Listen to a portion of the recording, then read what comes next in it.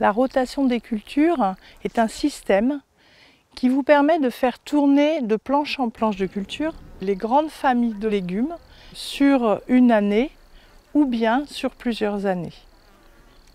Ce système permet de ne pas épuiser le sol. Avec la rotation des cultures, la vie du sol sera diversifiée et stimulée. La rotation des cultures, par exemple, ça peut être la première année sur une planche de plantation.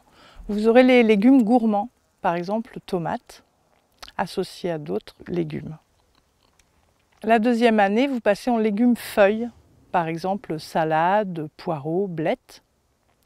La troisième année, vous passez en légumes racines, panais, radis. Et la quatrième année, vous faites une pause en proposant un engrais vert qui vous permettra de renourrir le sol pour ensuite redémarrer en culture gourmande, par exemple courgettes sur une butte. Voilà. Ça, c'est la rotation la plus connue sur plusieurs années. Il y a une autre possibilité de rotation, c'est la rotation sur l'année, sur la même planche de culture.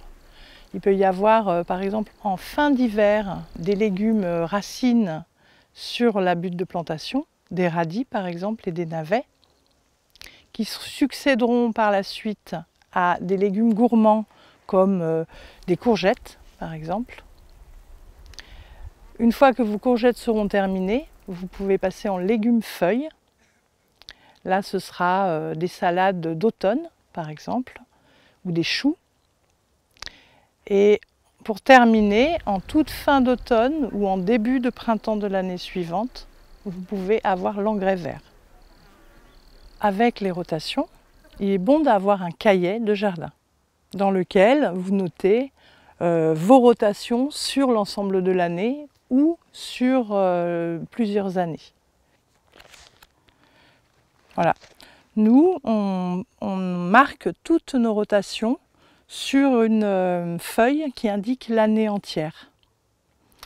Donc sur chaque mois, on voit l'évolution des rotations sur cette planche de culture.